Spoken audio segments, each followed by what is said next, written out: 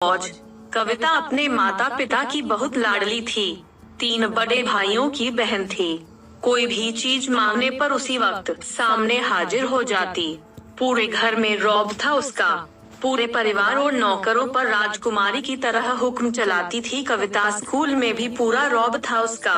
बड़े घर की लाडली जो थी वह। ऐसे ही उसने कॉलेज में दाखिला लिया।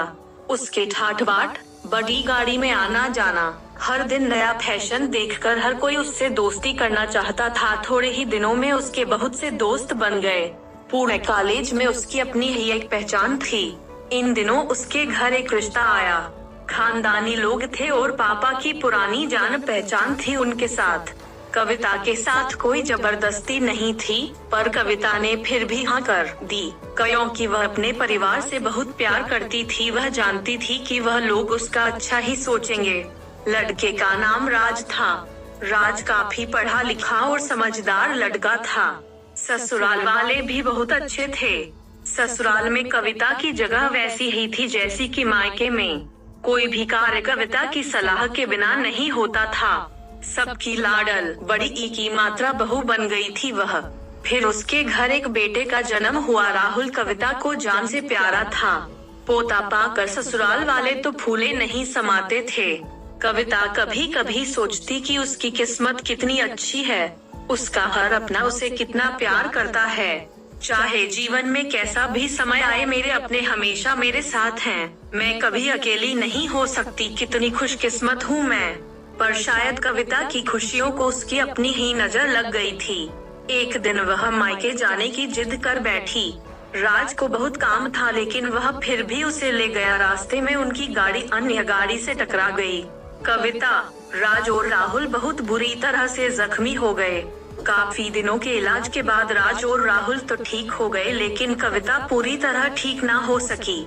सर पर चोट लगने के कारण वह अपनी आंखों की रोशनी खो बैठी। अब कविता की किस्मत जैसे उल्टे पांव चलने लगी। मायके वाले कुछ दिनों तक उसे मिलने आते रहे, फिर कभी कभार फोन बड़ी ई की मात्रा करके पूछ लेते कि अब कैसी हो। धीरे धीरे सिलसिला भी कम हो गया। ससुराल वालों की सहानुभूति भी कम होने लगी। घर में किसी को पास बैठने के लिए कहती तो जवाब मिलता, बहुत काम है, अब तुम भी हाथ नहीं बंटा सकती। राज भी चिड़ा हो गया था। बस राहुल ही था उसके साथ, जिसके साथ हंसते खेलते उसका वक्त गुजरता। एक दिन कविता के हाथ से कुछ सामान गिर गया, जिसकी वजह से राहुल को हल्की सी चोट लग गई। कविता के सास ससुर ने राहुल को उससे अलग कर दिया कि कहीं उसके ना देखने की वजह से बच्चे का कोई नुकसान ना हो जाए। कविता अंदर से टूट चुकी थी।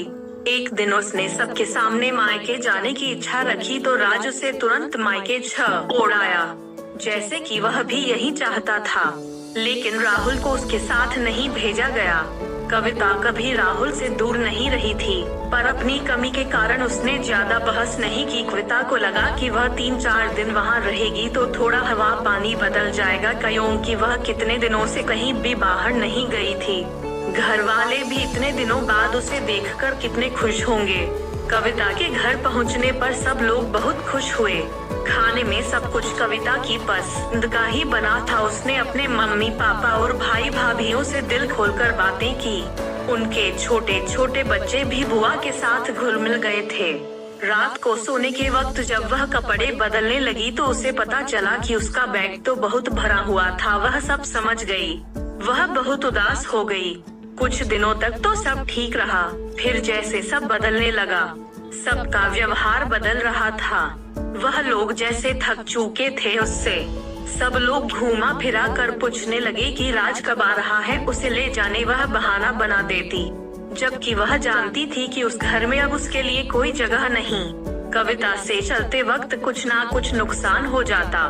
थोड़ी बहुत टोका टाकी उसे सुनाई देती, वह टाल देती। एक दिन उसके हाथ से लगकर एक कीमती फूलदान टूट गया। छोटी भाभी ने बहुत हंगामा मचाया। कविता के माता पिता रोज रोज के झमेलों से तंग आ गए थे। उन्होंने राज को खुद से फोन कर दिया। राज कविता को अपने घर ले गया। कविता को अपने परिवार वालों से ये उम्मीद ना थी। जिस कविता के कहे बिना घर में एक पत्ता भी नहीं हिलता था, उस घर के लिए वह बोझ बन चुकी थी। राज के साथ ससुराल आते वक्त वह बहुत खुश थी। क्योंकि वह अपने घर जा रही थी अपने जिगर के टुकड़े राहुल के पास। परंतु यह खुशी भी कुछ पल की ही थी। सारा बंदोबस्त पहले ही किया हुआ था। कविता को सीधे ऊपर वाले कमरे में पहुंचा दिया गया। राहुल से दूर रहने की सख्त चेतावनी दी गई। एक काम वाली लता को उसकी जिम्मेदारी सौंपी गई, जो उसके खाने पहनने जैसी जरूरतों का ध्यान रखती। कविता ज्यादातर चुप ही रहती। कभी कभी काम वाली लता से थोड़ा बतिया लेती। उसके जरिए राहुल का पता चल जाता। सबकी लाडली बेटी और बहू सबके लिए लाडली से बोझ बन चुकी थी।